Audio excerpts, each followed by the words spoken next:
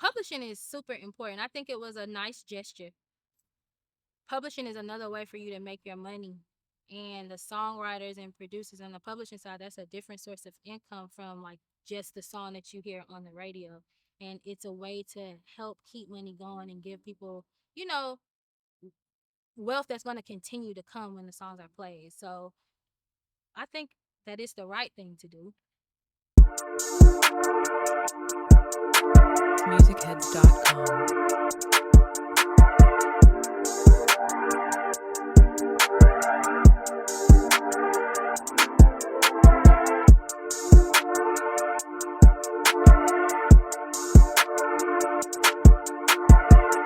MUZICheads.com.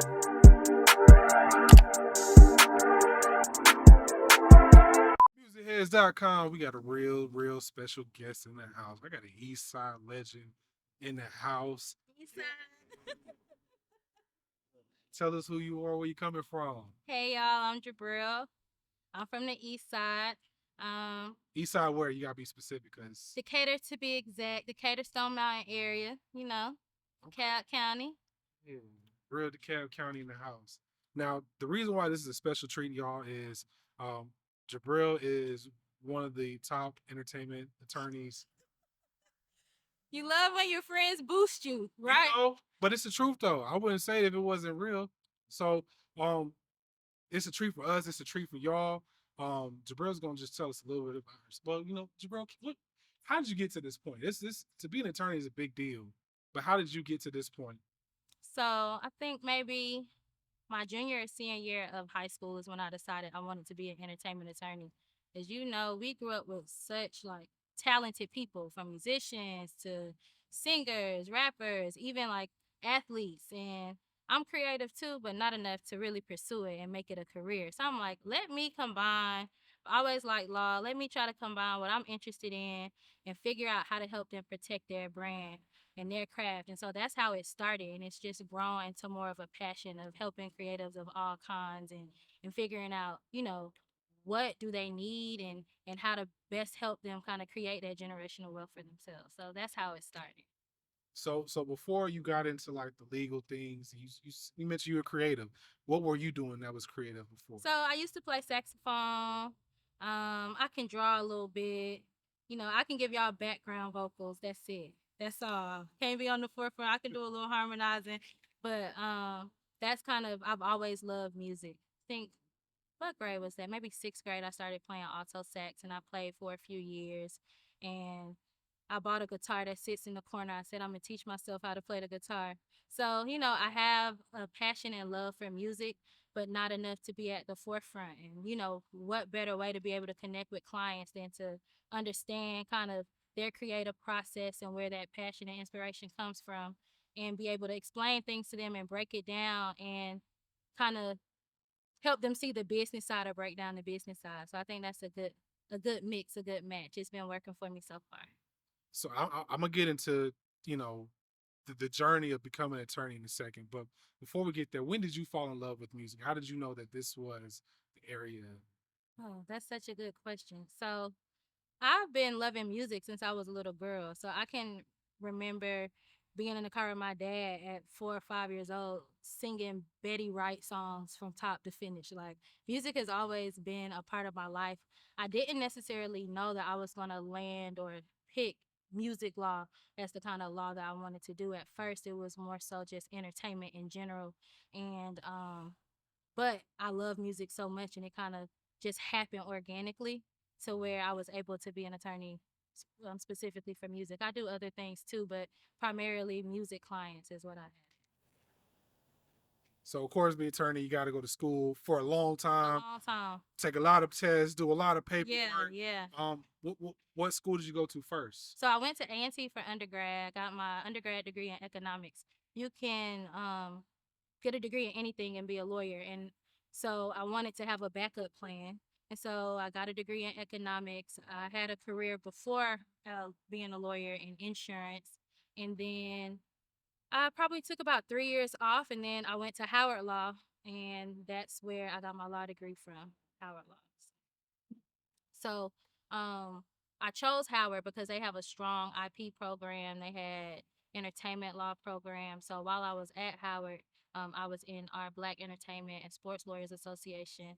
Um, and I was the president my 3L year, secretary my 2L year. So that's kind of how I got my feet wet and met different people and started figuring out what kind of entertainment law I wanted to do. You get to meet a lot of different attorneys.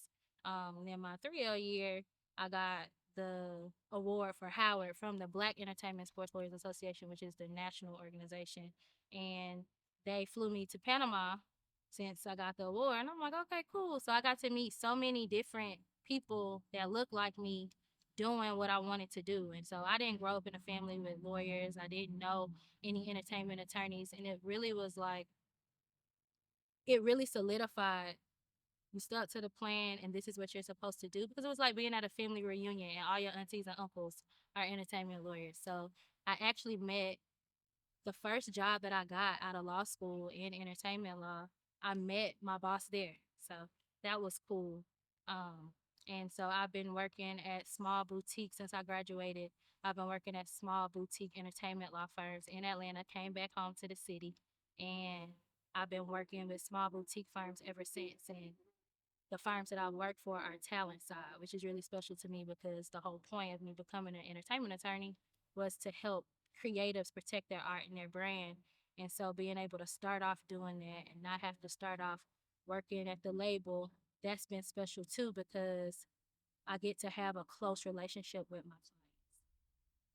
I started off at Jonathan E Leonard PC, and he primarily does music as well. And that's where I got my first shot at entertainment law. A lot of times people don't start off in entertainment law. You start off doing something else, you moonlight. And that's what my plan was. I graduated during that COVID year.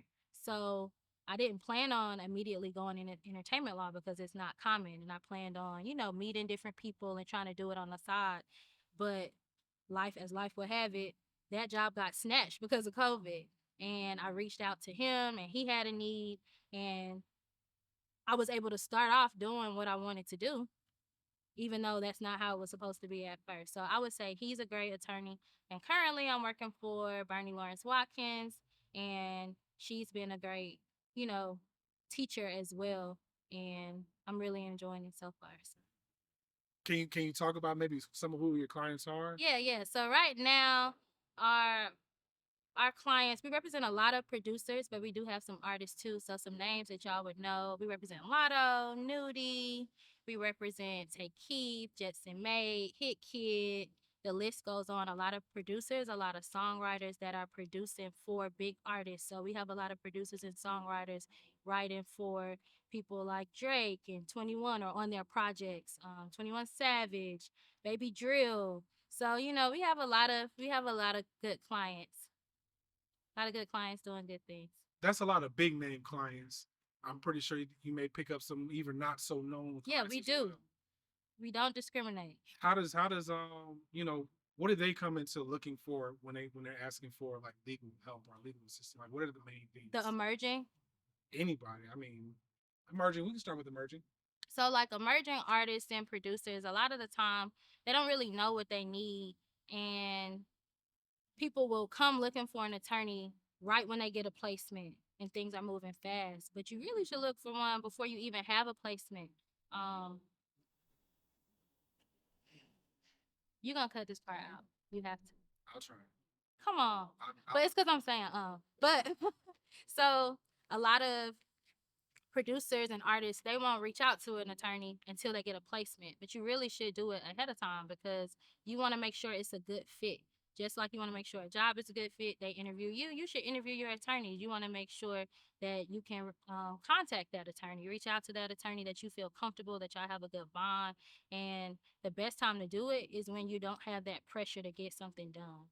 And a lot of people are intimidated by reaching out to attorneys for whatever reason. Maybe it's because a lot of attorneys don't come off as relatable.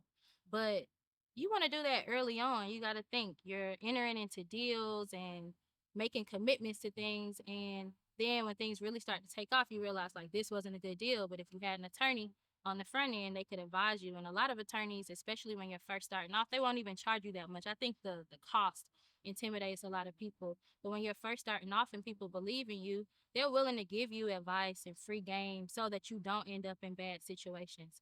So that's one thing that I would tell a lot of creatives. Don't be intimidated about reaching out to an attorney in the starting phase, because they can help you kind of traverse or miss or not have to go through a lot of kind of, messed up situations if you would talk to them on the front end. Another thing that I would say is kind of being a student of your craft. Yeah, a lot of creatives are very talented, but they don't look into the business side. You want to get a team around you that can do the things that you don't have the most knowledge on, but you also want to be knowledgeable yourself, and that's something that I try to, and my firm tries to do, is educate our clients as well so that they know what's going on.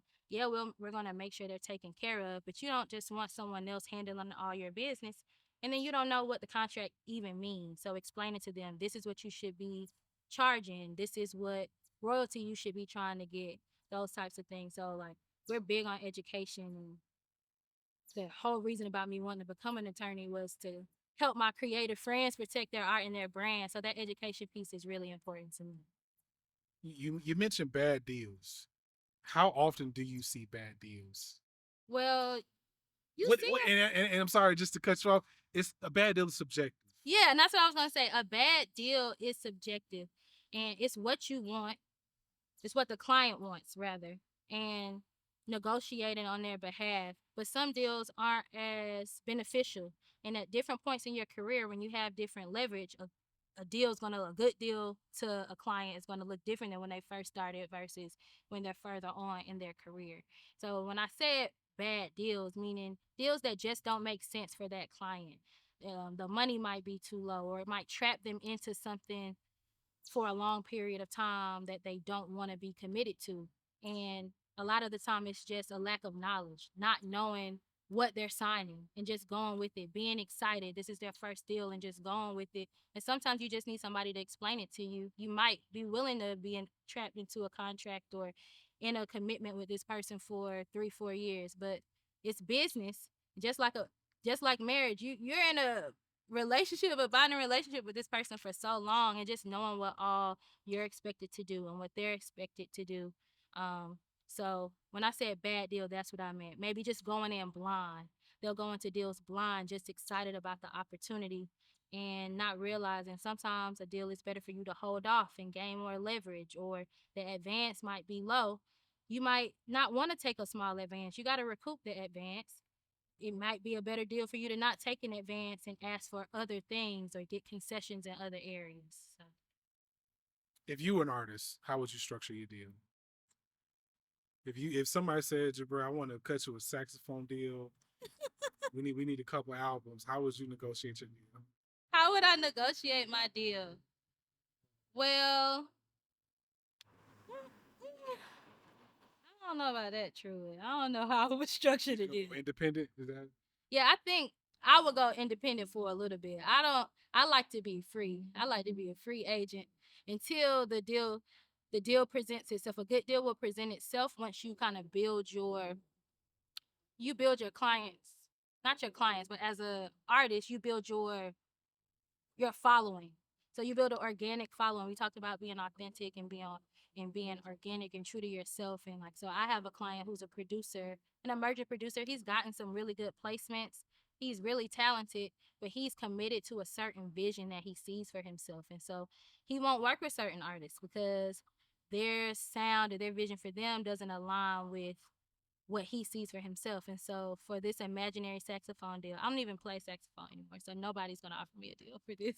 But for this imaginary saxophone deal, I think I would wait to see what kind of following I got first, build up a fan base, and it gives you more leverage to command different things. You can command a higher advance. You might be able to command uh a shorter amount of time that you're committed to the contract. And also, you got to think about what are things I can do for myself versus what the label can do for me. And so that's a big deciding factor when trying to decide if you want to stay independent or go with a major deal. What are they, or independent, some independent labels will also offer deals.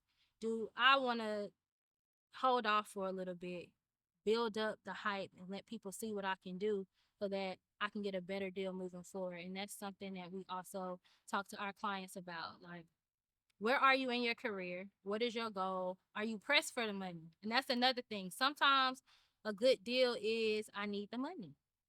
And so we try to make sure they're not taken advantage of by, the third party. But sometimes the money is the priority. But if money is not a priority for the client at that particular time and they can hold off and let a little buzz start, going for themselves, they can command a much better deal and get terms that they wouldn't have been able to get otherwise.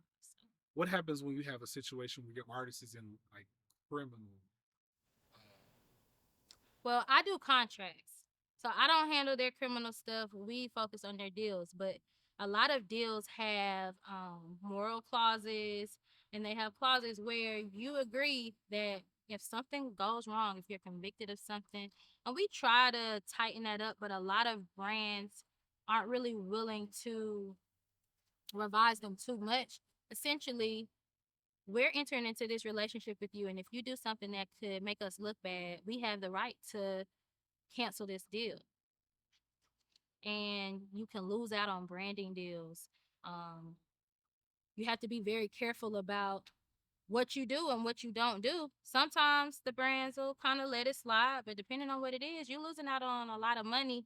You gotta make a decision on what kind of life you want to live and what kind of lifestyle you want. And we all know sometimes people grow up in certain circumstances where it's easier for them to fall into that mode. But once you make a decision to do something different, sometimes you have to set some boundaries and go a different way. So that's all I'll say. But, you got to think about your money. Which money is more important? You want the clean money? Want to do it?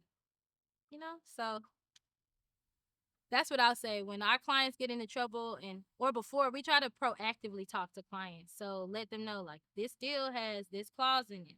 So if you go to this festival or you go here and things get a little testy, you get into a fight, they might snatch this deal. So it helps them put things into perspective too. Like, is this issue that important to me to lose out on this money? And so, without me saying too much, I guess has a number of like ways that clients can make revenue. Your clients can make revenue, and artists can make revenue. What is that looking like as time is like changed? so music back in the day and now, the landscape is very different. So yeah, you can get money off of when you sign your deal and you're getting that advance money, but a lot of times they get that advance money and they spend it. You might not see any more money anytime soon. And so you got to think about that. You get a lot of money from touring, selling merch on tour, selling merch online. And so a lot of our clients get a lot of revenue from touring and merch, because just signing the deal all the time is not going to be consistent money coming in. They gave you that money, you got to recoup that money, and you might not see any more money from the label. So those outside ventures, endorsement deals. So I've had a few clients get really good endorsement deals this year. That helps bring money in too. What else would I say? Endorsements, touring, merch. That's where a lot of the money comes from. So you can't just depend on the deal. Or also, like we were talking about, leverage and stature and where you are in your career. Publishing deals is a way to get money too, outside of just regular, your regular record deal. So a lot of our clients are getting money in those ways. 50 years of hip hop. Yeah. Take a little, little turn right now. You mentioned even before producers. You represent producers right now, and I've noticed now that producers are becoming just as big, if not bigger, than artists. Mm-hmm. What do you have any what's your take on that? So I think it's about time that producers really get their shine. And I may be a little biased because we're a heavy producer based firm, the firm I work for. But producers create the sound. And people forget that the artists, of course, are important, but producers create the sound. Most of the songs, producers can carry a song. That beat will carry a song. And the artist may not even be all that talented, but that beat goes so crazy that that's why the song is doing as good as it does. And so I'm glad to see producers finally getting the shine and recognition that they deserve. They're putting out albums, and getting the artists that they want on the albums. I think it's just a cool twist on things. And like you said, with it being hip hop's 50th anniversary, it's like, let's bring to the forefront and celebrate these people who really drive the music that we listen to. The beat is the heart of the song. So I'm really happy to see that turn for producers, and I hope it continues. And you're starting to see producers be able to ask for better terms and different things that they didn't ask for before, because people are recognizing, like, it's not just all about the artist. The producers are an integral part to the whole process, and without them, we wouldn't have the music that we have. Back to the 50 years of hip hop. Okay. A lot has changed. Snoop Dogg is now the CEO of Death Row Records. I, I could see it, but I couldn't see that happening. Yeah, me either. P Diddy just gave all of his artists their public. Well, at least say he extended The invite. an invite. Some would say that's not a good deal. Some would say it's about time. Do you have any takes on that? On him giving people their publishing back. So publishing is super important. I think it was a nice gesture. Publishing is another way for you to make your money. And the songwriters and producers on the publishing side, that's a different source of income from like just the song that you hear on the radio. And it's a way to help keep money going and give people, you know, wealth that's going to continue to come when the songs are played. So I think that is the right thing to do. It makes sense. It's also why a lot of artists are choosing to stay independent, um, because they want to keep a lot of the publishing. Or you can get a publishing deal too, but that's a way for you to bring in more money. And if you're doing well, especially with the landscape of streaming, it's changing every day. But with the landscape of streaming, they can take more of an active role or control over their careers and keep a lot of that money in house. So I think it's a good thing to get people their publishing back. I got a question that's like not really related, but it's just out of curiosity. Okay. Why do I only get 15 seconds to use a song? Like I'm on like, Instagram or TikTok. Why do you only give me 15 seconds? Like, Well, you're using somebody else's song. What you don't think about is you're using this song for free. So I don't know what agreement Instagram and TikTok have with, these publishers and labels, but they're giving you the option to use the song for free. I think what we don't think about, this is a little bit slightly off topic, not just music, but when you're using somebody else's creation or intellectual property, we're thinking like, oh, they're famous, it's not a big deal. But what if the roles were reversed and somebody wanted to use your stuff but didn't want to credit you or pay you? You would have a fit. Even with like these clothing brands, some clothing brands put in different people's images and celebrity images on their shirts, and y'all like ask them people. can we just lock in right there for a second? What are like some of the like, I won't say what's the worst that could happen, but like what happens when you really don't check in on those items? You just yeah, put it on the shirt, put it out there. Like what are some of the ramifications that come? So a lot of times brands won't come after you if you're not making a lot of money off of the image. Or artists won't, come after you. But essentially they can, all the funds, all the profit that you made from the sales, they could take it because you used it without their permission. You didn't get it cleared. So if they wanted to, oh, you made these shirts with my image on it. You made $10,000. Give it to me. You didn't ask me. Give it to me. Damn. Damn, I just work hard. I print out all these Gildan t-shirts. All these gilded t-shirts for all these people images on it. Yeah, they could take it. Or no, I'm not gonna bring up specifics. But yeah, it's theirs. And so I think people they're like, well, why? It's just a shirt. Or but if the roles were reversed and somebody was using, think about these smaller brands or even bigger brands do it too. Sometimes they clear it, sometimes they don't. And you're using somebody else's image, something that they own. And let's say this small business, they create something, and then another small business. I think if we look at it as small brand to small brand, people would see the impact more. a competing brand goes and creates something that looks just like yours, they take your logo and just add something else to it, you're gonna be so mad. And they And it's making more money than me. and it's the same, but it's the same thing. So the difference is you're using somebody who's more high profile. You're like, oh, they already have money. We love them. This is us showing our, homage to them. But if you water it down to like peer level, you would see the issue. And I think that's something that people should think about, because you don't want to create this brand and you're doing so well, and then when they see you making money, just like Nike's going after everybody, copying off of them now, but who are they going after? The people that are making money. So the smaller brands who are copying them, they're not messing with them right now. They leaving it alone. They let them do their thing. But once you start making some money, they're like, okay, it's time. Let's go to court. Give me my money. I did see those guys. It was like maybe like 3 guys who like took like the Air Jordan brand, and they didn't really like tweak it. It looks just like the first one. It's like, and they getting hit with all these lawsuits and cease and desist orders. Yeah. Yeah. So you said, what's the worst that could happen, Dad? Can I go to jail? I don't think you're going to jail. It's not. You're not going to jail. But they're gonna take my money. They're gonna take your money.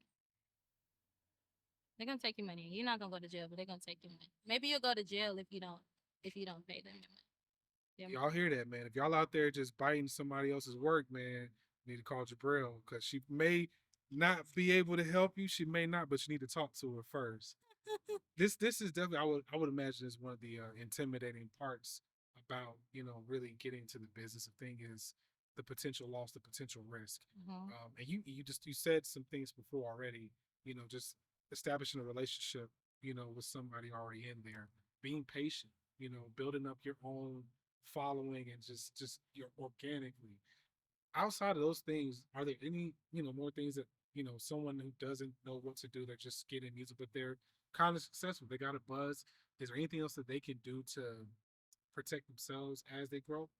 So specifically for people in the music industry, I would say when you're in the studio, talk about splits. Talk about how much, who's owning what. Also thinking about, like, for producers, you're using loops. Reach out to this loop maker, because this loop maker might derail the whole process. If they use a sample, well, how much does the sample? That sample is going to reduce how much publishing you get, because these labels are going to clear the samples. Most of the time when artists are starting off and they're doing their own thing and they're not signed to a label, they'll use a sample and put something out and not get it cleared and hope that it hits. They just want, like a buzz, and ask for forgiveness later. Don't ask for permission, ask for forgiveness later. But when you're using these loops, and that's something that we're finding with a lot of producers, using loop makers, and that loop might have a sample, and then it's holding up the process, or it's diminishing the share that they were supposed to get because you brought this into the song, or the song already comes out, you didn't know it had a sample, then it comes out, it did have a sample, and now all that money's coming from you. The artist not splitting it with you. There's no, okay, we all gonna put into it. You didn't tell me about the sample. So that's something I would say. There's a line between being inspired by a sound and then using the sample completely, and then you're kind of losing out on the money that you would be able to get once they hear it. So that's something I would be careful about. Sometimes just don't use the sample. Create your own beat. Talking to the people that you collaborate with, and knowing, like, this person is in the studio with you, and they're helping you tweak your lines. They deserve some ownership too. You got 3-4 producers on a track. Did you need those 4 producers on this track? Because out of 100% publishing, the producers get 50%. You splitting that 50% with 4 people. Did you really need to do that? Or could you have done it with just you and that other person? So those are things. Sometimes the greatest songs will have a lot of producers on it. So I'm not saying don't collaborate. I think collaboration is great, but just keep that into consideration, because that's going to minimize the amount of money you get. Something else where you might want to get your song, or your song gets placed on a TV show or on a movie, and they have to give you, money for that. It's called a sync license. Well, if it's 4 people on there and they say, okay, for this song, we're willing to pay y'all $10,000, but it's 8 people on it, that's not. So those are things that you don't think about. You in the studio with your friends and you just like, oh, we all in here, let's collaborate. That's cool. But when it comes down to the business side, your pot is just getting smaller and smaller and smaller. So I would say for emerging artists and emerging producers or, not that far off in their career, start thinking about those things. I know that I'm not a creative that's in the studio creating the beats. And maybe it's hard to talk about that business side while you're in that creative process. But at some point, y'all need to sit down and discuss, okay, how much you want to own, how much am I owning? Did we contribute 50-50? It's two of us who produced it. Okay, you get half, I get half. And even registering your songs so that you can, when they do stream or when they do get placed, everything is already organized. Yeah, you might not have made it big yet, but every little bit counts. So that's what I would suggest. This is all like very unsexy stuff, part of music. Yeah, everybody thinks, oh, you're an entertainment attorney. This is such a cool job. It's stuff that y'all don't want to do yourselves. Like I look at contracts all day. I love what I do, and it helps that I'm passionate about music and passionate about helping creatives. But like you said, it's very unsexy. Like it looks sexy, but it's really not. We're helping the creatives protect their art and the brand so they can look sexy while they do everything. What we do is not sexy. Y'all wouldn't want to do it. We just making sure y'all straight. Maybe not so much of your favorite artists or even your favorite producers, but who are some of your favorite musical influences? Like me, I'm gonna just say Gucci Mane is probably one of the greatest A&Rs ever. Just out of all the artists that have come under I guess it's like his tutelage. Mm-hmm.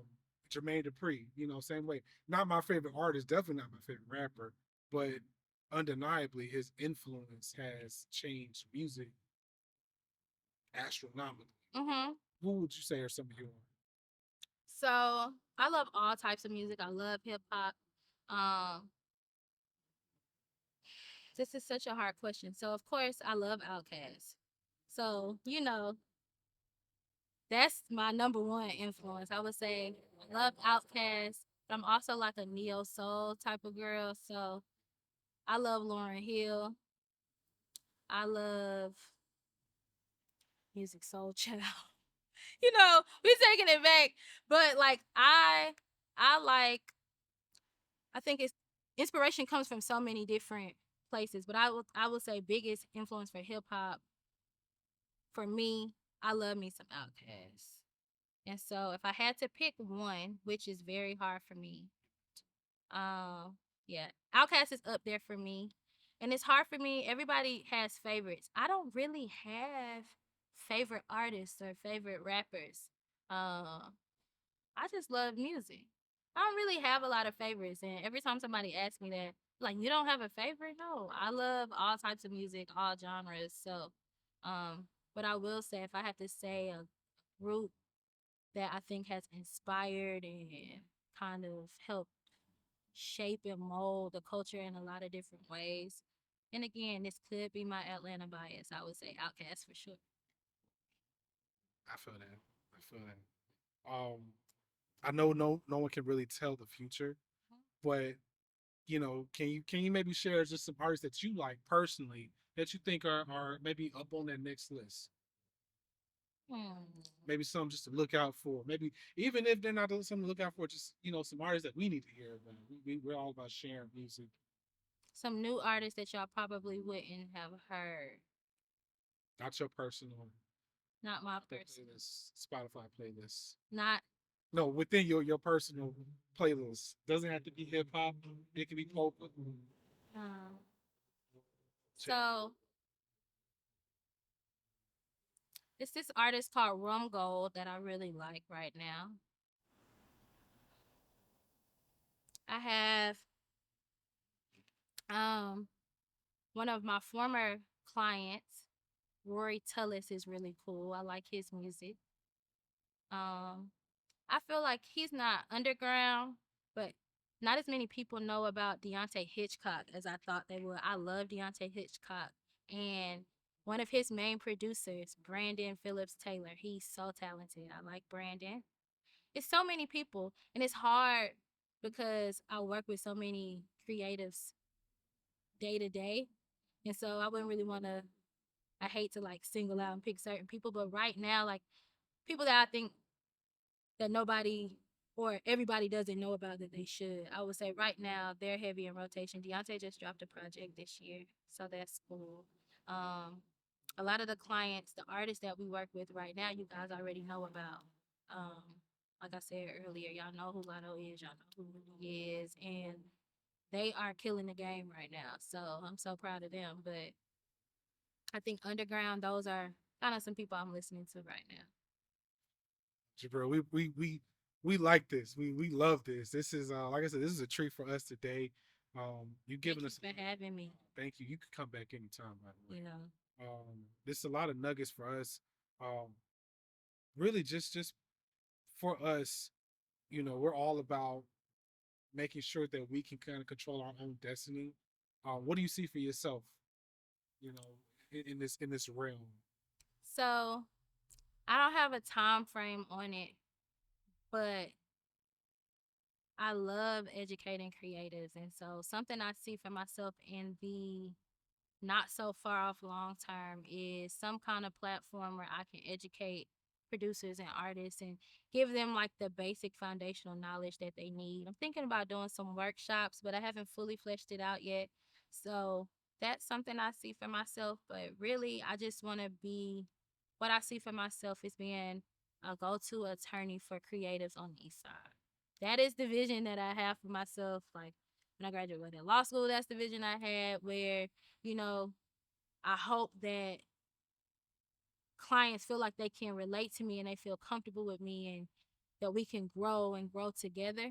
And so that would be, you know, when I envision myself in the future, I think of myself like still being here, being in the city, helping the creatives that I grew up with and the creatives that are coming up behind us and like being that go-to person for them to help give them knowledge and give them game and help them protect themselves. And so like when I envision my future and where I want to be, that's what I want to be. Like you called me a legend when we got on here. I'm not quite at legend status yet, but that's the goal. Like East Side legend, attorney for all these great creatives that are coming out of the East Side. That would make my heart happy. So that's the goal. And hopefully next time we talk, maybe next interview, 5 years from now, 10 years from now, maybe that'll be a reality. We look forward to it. Yeah. For the time being, can you tell the people where they can find you or how they can have that non-intimidating conversation with you? Yes. And so I was telling you before, I'm going to do better about my social media, but y'all can find me on Instagram at XOJabreyl, XOJABREYL. That's my Instagram. I don't really be posting, but I'm realizing that y'all want to know what I have to share. And so I'm committed to sharing with you guys. I'm going to share a little more. But that's my Instagram. And you can just DM me on there or you can email me at jt@JabreylThomas.com. We thank you for having. Thank you Thank for you for having having us. me. No, thank you for having us. No, thank you for having me. Shout out to MUZIQ HEADz and this platform and everything that y'all are doing. I'm so